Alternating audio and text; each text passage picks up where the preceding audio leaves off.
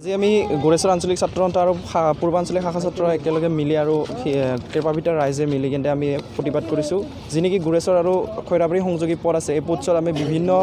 বিভিন্ন পন্থাৰে আমি প্ৰশাসনক আৰু বিভাগীয় কৰ্তৃপক্ষক আমি অনুৰোধ জনাইছিলোঁ কিন্তু কোনো কাৰণতে এই ৰাস্তাটোৰ কাম সম্পূৰ্ণ হৈ নুঠিল আৰু বিভিন্ন সময়ত আমি আন্দোলনৰ কাৰ্যসূচী লৈছিলোঁ আজি কিন্তু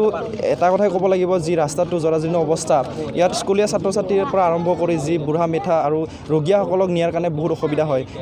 কেৰপাবিটাৰ পৰা গোৰেশ্বৰ যাবলৈ মাত্ৰ 15 মিনিট বা 20 মিনিটৰ টাইম লাগে কিন্তু আজি যিটো অৱস্থাত ৰাস্তাটোৰ যিটো অৱস্থা হৈছে এই অৱস্থাটো মোটামুটি আপোনাৰ 45 মিনিটতকৈ কম নালাগে বুলি মই ভাবোঁ আৰু এই ৰাস্তাটো আমি ইয়াৰ পৰা এটা দাবী উত্থাপন কৰোঁ যে এই ৰাস্তাটো অতি শীঘ্ৰে নিৰ্মাণ কৰি দিয়ক অন্যথা আমি ইয়াতকৈ আৰু জংগী আন্দোলন কৰি তুলিবলৈ বাধ্য হ'ম খৈৰাবাৰী সংযোগী পথটো আজি আপোনালোকে আজি বহু বছৰ ধৰি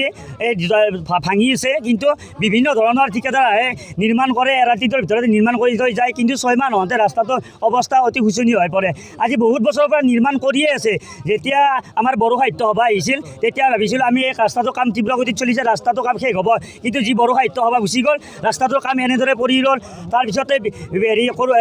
আকৌ কাম আৰম্ভ কৰিলে আকৌ ষ্টপ হৈ গ'ল এতিয়া আমি আমাৰ চৰকাৰৰ ওপৰত কোনো ধৰণৰ আমি আস্থা আৰু বিশ্বাস নাই আমি ৰাজ্যপালৰ শাসন চলি থাকোঁতে এই আমাৰ ৰাস্তা যি গোৰেশ্বৰ খৈৰাবাৰী সংযোগী পথটো আছে অতি শীঘ্ৰে নিৰ্মাণ কৰি দিবলৈ আমি অনুৰোধ জনাইছোঁ যদিহে নিৰ্মাণ কৰি নিদিয়ে অনাগত দিনত আমি ইয়াতে যিখন আপ ডাউন কৰে ডাম্পাৰসমূহ আমি ইয়াতে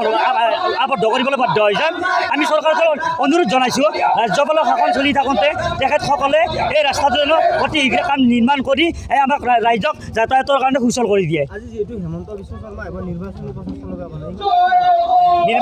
বিশ্ব শৰ্মা ডাঙৰীয়া গোৰেশ্বৰৰ মাজমজিয়াত আহি উন্নয়নৰ জয় ঢোল বজাই গ'লে নহ'ব তেখেতে হওক আমাৰ গাঁও অঞ্চলত তোমাৰ গাঁওখন আমাৰ গোৰেশ্বৰত আজিলৈকে আপোনাৰ মেডিকেলৰ সমস্যা আজি যদি আপোনাৰ মেডিকেলত আমি ডক্তৰ নাথাকে আমাৰ গোৰেশ্বৰ এখন ইমান ডাঙৰ এটা অঞ্চল আজি আমি কেৰপাবিটা অঞ্চলত এজন ডক্তৰৰ প্ৰয়োজন প্ৰত্যেকজনে আমাৰ কিমান আমাৰ অসুবিধাৰ সৃষ্টি হয় আমাৰ গোৰেশ্বৰত উচ্চ মানৰ শিক্ষাৰ এখন প্ৰতিষ্ঠান আজিলৈকে বিজেপি চৰকাৰে 4 বছৰ কৰি দিব নোৱাৰিলে আজি ভৱেশ কলিতা ডাঙৰীয়াই আমাৰ গোৰেশ্বৰৰ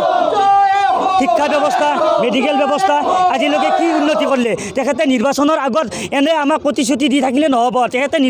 নিৰ্বাচনৰ আগত আমাৰ গোৰেশ্বৰ অঞ্চলৰ ৰাইজক আমি জনাওক যে গোৰেশ্বৰ অঞ্চলত তেখেতে কি কৰিলে এই কেৰপাবিটা অঞ্চলত তেখেতে কি কৰিলে আজি আমি BPFৰ কথা ক'বই নাযাওঁ কাৰণ তেখেতসকলে নকৰিলে সেইকাৰণে আজি 8 মাহ ধৰি তেখেতসকলে গাদীত নাই তাৰপিছত নথকাৰ আমি ভাবিছিলোঁ যে তেখেতসকলৰ এই দুৰ্নীতিত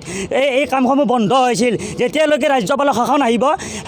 শাসনৰ ভাৰত আমাৰ এই ৰাস্তাৰ কামসমূহ অতি শীঘ্ৰে নিৰ্মাণ হ'ব আৰু সুচাৰুৰূপে আমাৰ কামসমূহ ৰূপায়ণ হ'ব কিন্তু আমি দেখা পাইছোঁ যে ৰাজ্যপাল শাসন দিয়াৰ পিছতো এই কোনো ধৰণৰ ছিষ্টেম চেঞ্জ নহ'ল আমি এটা নিৰ্বাচনৰ আগতে এই ৰাস্তাটো সম্পূৰ্ণৰূপে মেৰামতি কৰাৰ কাৰণে অনুৰোধ জনাইছোঁ আজি আমি গোৰেশ্বৰ আঞ্চলিক ছাত্ৰ সন্থা আৰু কেৰপাবিটা পূৰ্বাঞ্চলিক ছাত্ৰ সন্থা লগ হৈ আৰু স্থানীয় ৰাইজৰ সহযোগত আমি কেৰপাবিটা যিটো যোৱা পথ আছে গোৰেশ্বৰ পৰা খৈৰাবাৰী যিটো পথ আছে সেই পথটো যি বিজেপি চৰকাৰে 5 বছৰ ৰাজত্ব কৰোঁতে একো পদক্ষেপ নল'লে আৰু ইয়াৰ বিষয়ববীয়াসকলে একো গুৰুত্ব আৰোপ নকৰিলে যি গোৰেশ্বৰ গড়কাপ্তানি বিভাগ আছে সিহঁতে অকণ গুৰুত্ব আৰোপ দেখা নগ'ল মন্ত্ৰীও মানে ইয়াত একো পদক্ষেপ নল'লে সেইকাৰণে আমি যিহেতু আজি গোৰেশ্বৰত আমাৰ হিমন্ত বিশ্ব শৰ্মা ডাঙৰীয়া আহিছে সিহঁতক আমি ইয়াৰ পৰাই মানে এইটোৱে দাবী কৰিব বিচাৰোঁ যে অতি সোনকালে আমাৰ গোৰেশ্বৰৰ পৰা খৈৰাবাৰীলৈ যোৱা পথটো অতি সোনকালে নিৰ্মাণ কৰি দিয়ক নহ'লে আমি ইয়াতকৈ জংকী আন্দোলন কৰিবলৈ বাধ্য হ'ম জংকী ইয়াতকৈ বহুত বেছি জংকী আন্দোলন কৰিবলৈ আমি বাধ্য হ'ম